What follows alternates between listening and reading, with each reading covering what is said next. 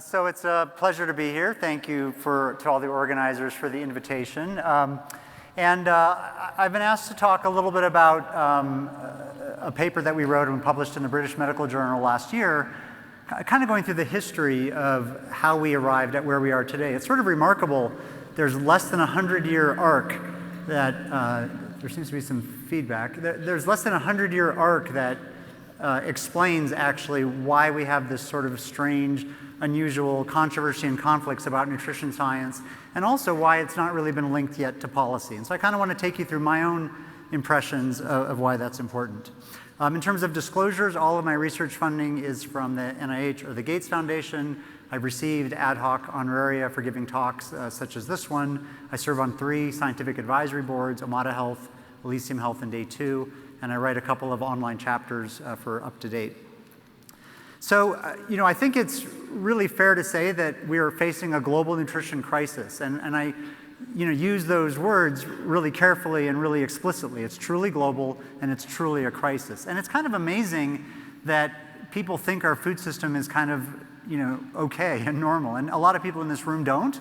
But most people in the world, they sort of have an uneasy feeling that something's wrong and something's making them sick, but it's been happening so slowly and steadily over 30 or 40 years that you're just kind of used to it, and it's kind of okay that thousands of people are dying a week in this country and tens of thousands globally because of poor eating. It's not okay.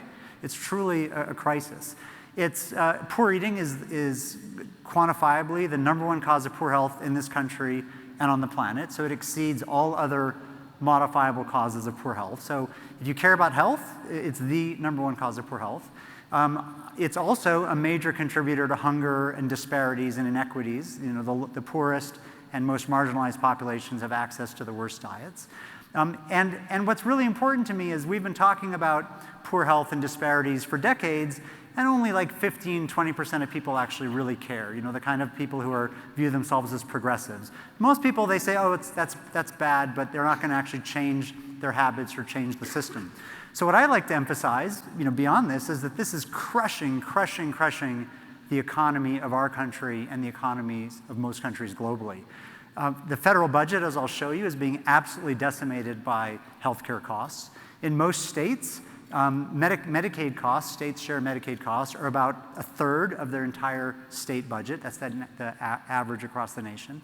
Government budgets will not be able to spend on anything they want to spend with healthcare costs rising. This is also a tremendous burden on businesses in this country. I don't know how many people here own a business, but small businesses, healthcare costs are their #1 concern, and big businesses, healthcare costs are their top 3 concerns. And Warren Buffett famously said a couple of years ago that rising healthcare costs are the tapeworm of competitiveness of the American economy. And what I would add to that is our food system is feeding that tapeworm. So there's huge crushing economic consequences to this. And I think Swiss Re recognizes this. And this is about dollars. This isn't just about health and equity. This is also a huge issue for sustainability and climate change. If you put together water use, land use, deforestation, stress on the oceans, climate change gases, undeniably our food system is the #1 issue overall for sustainability on the planet. And then lastly, and again, most people don't think about this, it's a huge issue for national security. And I raise that again because probably most people in this audience are reasonably progressive, but if you want to have people on the right and people who are more conservative care about this, you have to mention and remind them that for millennia, governments around the world have really only cared about nutrition in order to have a military fit to fight. That's kind of why governments have cared about food for thousands and thousands of years. And in fact, the birth of the RDAs, the Recommended Daily Allowances, was in 1941 in this country. It was the National Nutrition Conference on Defense, ordered by the president to make sure the nation was ready for war. The National School Lunch Program was born in 1945 in Congress because they found the #1 reason otherwise qualified Americans couldn't serve in the military was malnutrition. And now, the #1 medical reason that otherwise qualified recruits can't serve in the military is overweight and obesity.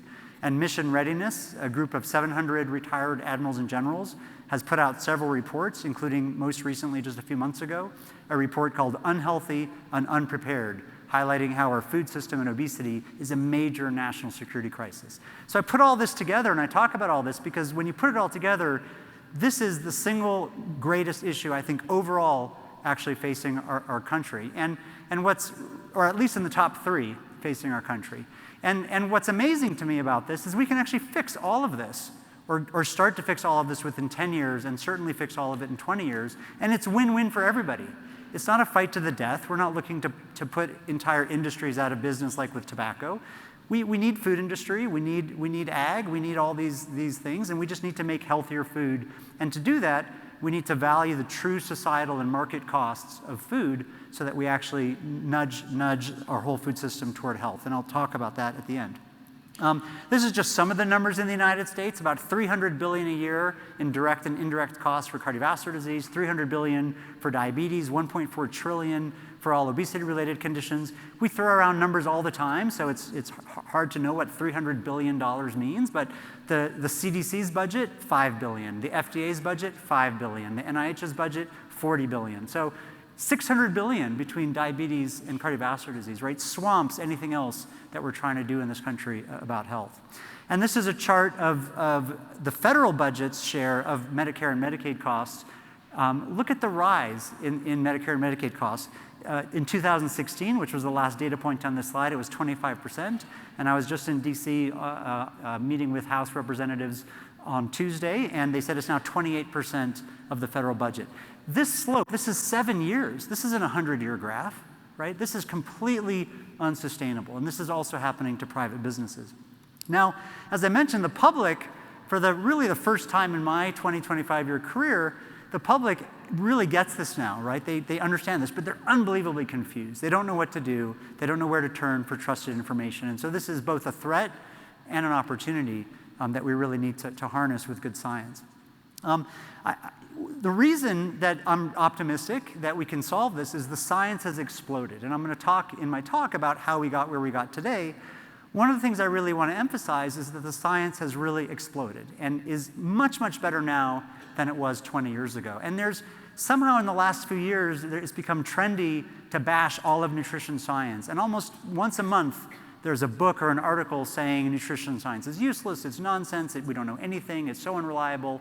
And I read those articles and I say they're talking about the nutrition science of the 1980s. You know, they're talking about the nutrition science of the 1990s. The last 15 years, there's been an explosion of good science. Now, do we know everything we need to know? Absolutely not.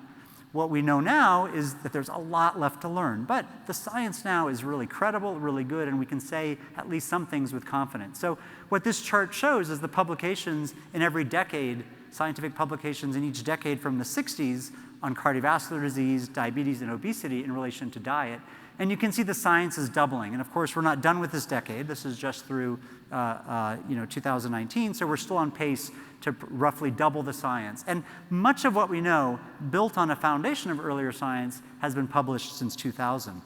Now, the problem I see, and what I'm most passionate about and what we're trying to do at the Tufts Friedman School, is link the new science to good policy. What's happened is the science is still undergoing a transition away from the old to the new, and the policy hasn't caught up. And so simultaneously, we have to catch up the science and catch up the policy. And I'll just show you some examples. This is the US, some US examples. We still have this reductionist focus, this incredible reductionist focus where we think we can define health based on one nutrient or one factor. And so, for example, in the National School Lunch Program, how many people have kids or friends in public school in this country, right? So in public schools, you can't get whole milk. Whole milk is banned. If you order whole milk, like SWAT teams will drop down from the ceiling, right? No whole milk, right? But chocolate skim milk is okay, right? And that only makes sense if you focus on calories and fat as meaningful metrics. The new Nutrition Facts Panel, the first revision to the Nutrition Facts Panel since it was written in 1990, it had a couple of changes.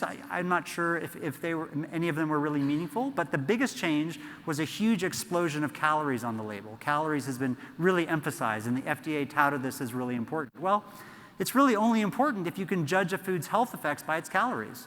And I don't think you can judge a food's health effects by its calories. Now, if you're looking at two identical foods that are bad for you, and one is higher in calories and one is lower in calories, well, sure, that's helpful. But if you're looking at different foods, I don't think calories is a useful metric. And similarly, restaurant menu calorie labeling is now the law of the land, passed by the Affordable Care Act, finally implemented. Again, it sort of seems like a good idea. You kind of want to know the calories in your food, but at the same time, it means that Americans now are sort of implicitly being told they can go look at a menu calorie board and make decisions about food and healthfulness based on the calories on a menu board. And what I would argue is what the science has shown us is that 800 calories or 1,000 calories of healthy food is always better for you than 600 calories of bad food, including for weight gain.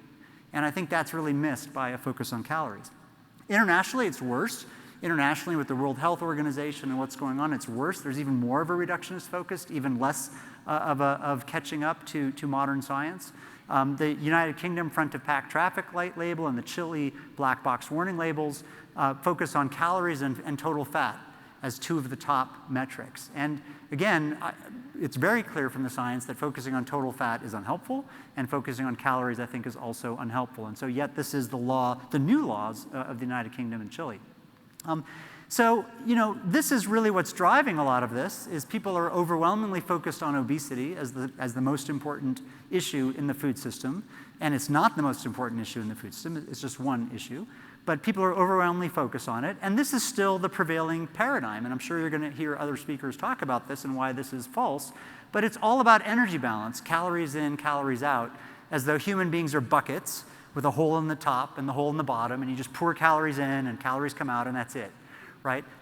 We know from modern science this is wrong. This is incorrect. Now, of course, short term, it's true. Short term, over a few weeks or a couple of months, if you cut your calories, you will lose weight. You can go on any diet you want, and if you rigorously cut your calories, of course you'll lose weight. The laws of thermodynamics hold. And that's why fad diet books sell. You can go on any diet you want, and you will lose weight in a few months. But long term, the effects of the foods, the nutrients, the biologic information contained in the food, the way it interacts with our brains, our microbiomes, liver fat synthesis, or adipocytes, insulin, multiple counter-regulatory pathways will take over. And the quality of the food trumps the quantity every time. So how did we get here? That's sort of my overview of where we are today. How did we get here? Why is it so strange, and why is there all this confusion and controversy? It's actually, to me, it's incredibly clear how we got here if you just look back 80, 90 years. You don't have to look back that far. So if you look back at the history of modern nutrition science, obviously there's been nutrition science in traditional cultures in different ways for thousands of years, but modern nutrition science, I would date the birth of that to 1932. Why 1932? Less than 90 years ago? 1932 was the very first vitamin ever isolated and synthesized. Right? Think about how recent that is. The very first vitamin ever isolated and synthesized wasn't until 1932. Does anybody know what it was? Vitamin C, right? And so that was the first time that actually vitamin C was proven to be the curative agent for scurvy. Right? And over 200 years previously, Captain James Lind in the British fleet had given citrus fruits to British sailors who had scurvy, and they'd gotten better, so he recommended the British fleet put lime juice in the warm beer. That was part of the rations of the British sailors. The British sailors became known as limeys. That's why British sailors are called limeys. And some people say that contributed to the domination of the seas by the English for the next 100 years. But nobody really knew for sure that citrus cured scurvy until 1932. Now, what happened the next 20 years was a golden age of vitamin discovery. All the major vitamins were discovered and isolated and synthesized. Now, the accident of geopolitical history, which is crucial to understand where we are today, the pure accident of geopolitical history is that the scientific era of this golden age of vitamin discovery coincided with the Great Depression and World War II. So you had the science focusing on reductionist, clinical nutrient deficiency diseases like scurvy, pellagra, night blindness, rickets, all of these really endemic diseases in this country. They were really common in this country. And those diseases are reductionist focused, where you have to worry about a single nutrient. Makes perfect sense. If you have scurvy, you need vitamin C. If you have pellagra, you need niacin. If you have beriberi, you need thiamine. So the accident of history, again, is the Great Depression and World War II greatly accentuated this focus and this fear and this worry about shortage and deficiency diseases. So the very first dietary guidelines in this country, the really population-wide dietary guidelines, were in 1950. and were all focused on the first 8 RDAs that came out of the National Nutrition Conference on Defense, and it was all about preventing deficiency. It was all about reductionist approaches in preventing deficiency. So food in the 1950s became thought of as a delivery system. Food was a delivery system for just a handful of nutrients, and if you got calories in a handful of nutrients and you got rid of biologic illness because food was shelf-stable and clean, that was the best possible food. That was the goal in 1950, and that led to the Green Revolution and fortification. So food industry actually did from 1950 to 1980 exactly what public health and scientists told them to do. Make plentiful, cheap calories that were shelf-stable, starch-rich, fortified with these particular nutrients that were important. There was some debate and battle over fat versus sugar, which was reductionist. Overseas, there was a debate about protein versus calories for malnutrition, but still this kind of very reductionist approach. And it wasn't until 1980 that there was the first serious attention of diet and chronic disease, right? That is really modern history, right? I remember movies from 1980, right? That is not that long ago. That's the very beginning of a serious scientific focus on diet and chronic disease, incredibly new. And what happened, again, the second accident of history, is scientists, public health officials, everybody said, well, what did we do that worked so well, that really did work well, to get rid of all these nutrient deficiency diseases? How did we get rid of pellagra and scurvy and all these things? We found the nutrient that was important, and we took care of it. So what's the nutrient that's important for heart disease? It must be saturated fat, right? And now today, what's the factor that must be important for diabetes and for weight? It must be calories. Or 10 years ago, it must be fat. So that reductionist focus was sort of unconsciously carried forward to focus on chronic diseases. And that was the big mistake, and that's what we've learned in the last 20 years. What we've learned is that this reductionist focus that works really, really well for single nutrient clinical deficiency diseases like scurvy falls apart for chronic diseases. It doesn't work. And so low calorie does not mean less weight gain. Low fat does not mean healthy. Vitamin fortified does not mean good for you. And what the public is currently focusing on, organic, non-GMO, local, fresh, unprocessed, and I would say low carb, doesn't biologically mean that that's a meaningful metric.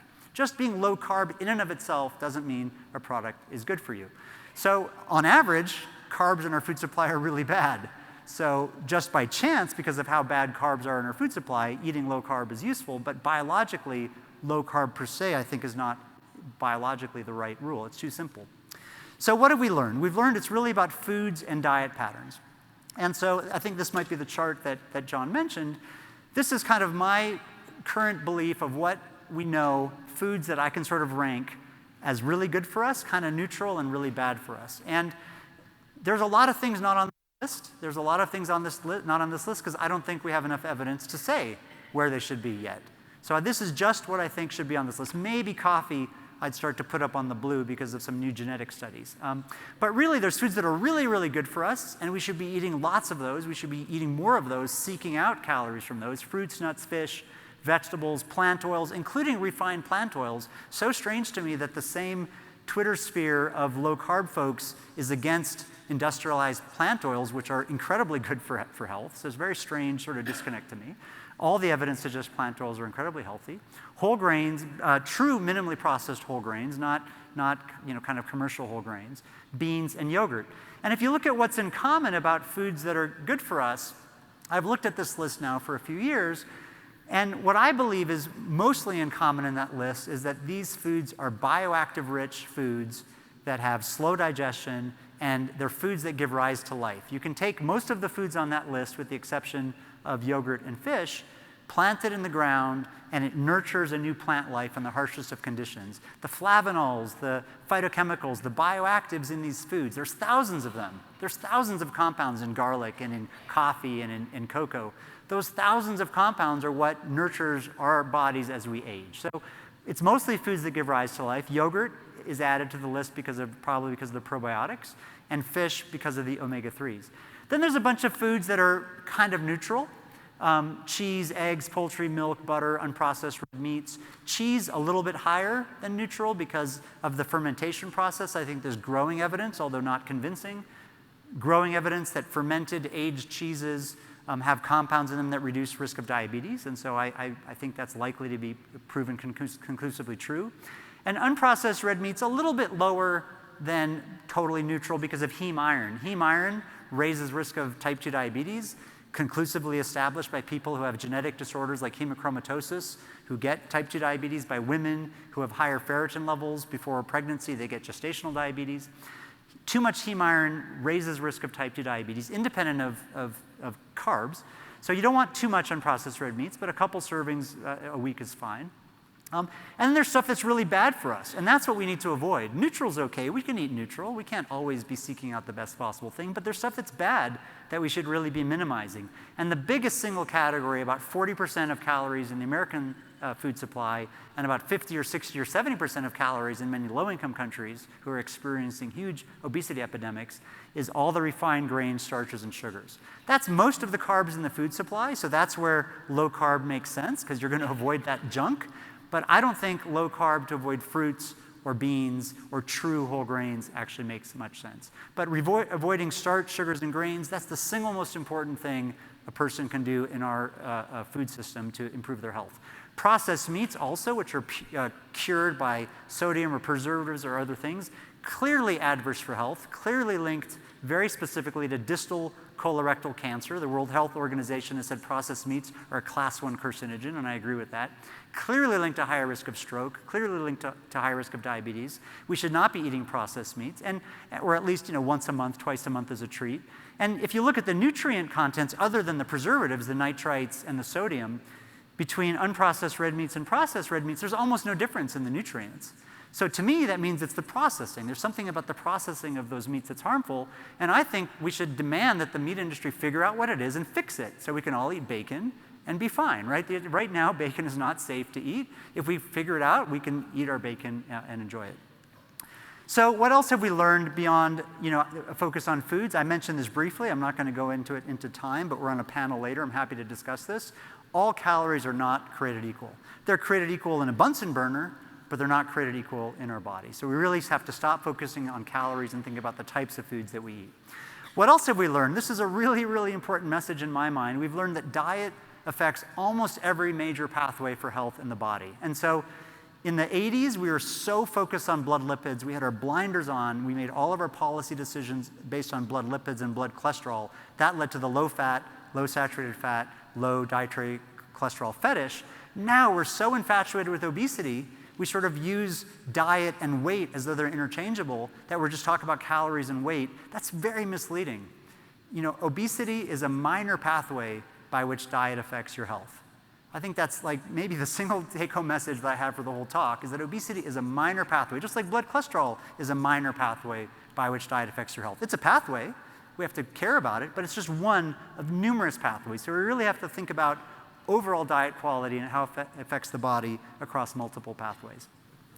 Where's the future? I think the future is really understanding complexity. We're just starting to scratch the surface of complexity, of how and why foods affect our health. We have to focus further on foods, not isolated single nutrients. All the bioactives, the flavanols, the phytochemicals, prebiotics, probiotics, fermentation. We really have to understand food preparation and processing. That's really crucial. We haven't quite, including ag and from seeds all the way forward. We're just, again, starting to scratch the surface of how food processing and preparation affects our health. Different fats and trace fatty acids. There's trace fatty acids which we consume in sort of milligram quantities which affect our health. We have to understand these. The gut microbiome, absolutely massive, absolutely crucially important for multiple diseases. Weight gain and obesity, really trying to understand the influence of diet quality and personalization. All of those things I think are the future. We also have to understand how to better synthesize the evidence, and I think that this is probably the only place that Gary Taubes and I, my friend Gary Taubes and I, significantly disagree. Everywhere else I think we agree. We really have to understand how to better synthesize the evidence. In my opinion, we have to use all the evidence. We have to look at the strengths and limitations of all the different studies. I have designed, implemented, analyzed, and published on every single type of research design here over 20 years, and all of them are useful. All of them have strengths, all of them have limitations. So I think we have to learn how to synthesize this evidence rather than focusing just on randomized controlled trials as the only gold standard, which I think is a false paradigm. And lastly, we have to understand how to change behavior. We have this notion in our country, Europe is a little bit better, but we have this notion in our country that we're all cowboys riding across the range and individual will is the only determinant of our dietary choices. That's patently false, right? The food system influences our choices in so many ways. And so really what we have to do is we have to use policy, we have to use innovation, and we have to change culture. So to me, those are the three tools to change the food system. It's not about individual choice. It's not about education. It's not about knowledge. We haven't used those tools to fix cars, to make airplanes safer, to make this building safer. We've used policy innovation and change in culture to achieve most of our great successes. This is what we're currently focusing on at Tufts. We're focusing on food as medicine as a public impact approach to change the conversation in Washington, D.C. We're having a lot of success, actually, remarkable success in policymakers paying attention to the economic consequences, the military consequences of poor nutrition in our country. We have these 6 buckets of intervention categories where we need sensible policies. None of these things will work by themselves. They all have to work together, from research and innovation to putting nutrition into healthcare, to economic incentives, to schools, to work sites, to standards and labeling. I don't know if anybody saw, but we've helped promote a National Institute of Nutrition for the last 18 months. Did anybody see the New York Times op-ed last week from Dan Glickman, former USC Ag Secretary, David Kessler, former FDA Commissioner, and Dr. Jun Yun in the New York Times about needing a new National Institute of Nutrition? I recommend you read it if it's in the New York Times. You know, what they argue, and we've worked with them and others for a year and a half, what they argue is, how is it possible the National Institute of Health doesn't have an institute focused on the #1 cause of poor health, right? That's so sort of straightforward that we need a National Institute for Nutrition. As I've mentioned, please go to our website. You know, we are actively going to Congress and making the case for, you know, integrating the nutrition science that we have and supporting better nutrition science where we don't have it.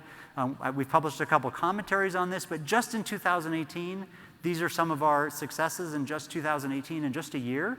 There's now a Food as Medicine working group in the US House focusing on how to use food as medicine to improve health and lower healthcare costs. The Government Accountability Office, the USGAO, is doing an audit demanded by Congress on federal food policy, on how federal food policy can be used to lower diet-related healthcare costs. So just think about that. The federal government is auditing its own policy right now, with reports coming out in the next year to 18 months on how federal food policy is hindering public health. It's kind of amazing. The House Appropriations Bill instructs the NIH director to report and coordinate on all food as medicine research across NIH. The Farm Bill includes some really exciting innovations about making SNAP healthier. Medicaid in California is spending $6 million this year to test medically tailored meals, to give food three meals a day to the sickest patients to see if it saves money. New York City proposed banning processed meats for all school lunches. And John Hancock, we work closely with John Hancock Insurance, in September announced that they're never going to sell another life insurance policy that doesn't contain incentives and financial benefits for healthier eating and healthier lifestyle. They've changed their whole policy because they understand that food is medicine and they need healthier food because people will live longer. In 2019, our focus for this year, thank you, the one person who cares about food as medicine. In 2019, this is going to be our focus. We're going to focus on innovation and entrepreneurship. The National Institute of Nutrition I mentioned. We're also want to bring companies together who care about creating a healthier, more equitable, more sustainable food supply and a new innovation council. And we're really focusing in DC on integrating nutrition into the healthcare system. There's many, many tools and ways we can integrate nutrition into healthcare. And again, I'll leave the details for the discussion. This is the op-ed that I mentioned just last week. Really nicely written, and please send it out, tweet it, promote it in your groups about why we need a National Institute of Health, a National Institute of Nutrition, excuse me. Funded with $1 billion or $2 billion per year, that would double or triple the federal budget for nutrition research and would let us do a lot better research and understand where we need to go independent of industry funding. So I'm really happy to be here, and I look forward to the panel discussion. Questions are going to be held for that. I want to highlight, if people are interested in Tufts' translation of what we think is the best translation of the current science, look up our health and nutrition letter. It comes out monthly and has sort of cutting-edge, layman-friendly articles about what we think is going on in the world of nutrition. So thank you very much, and I look forward to the panel discussion.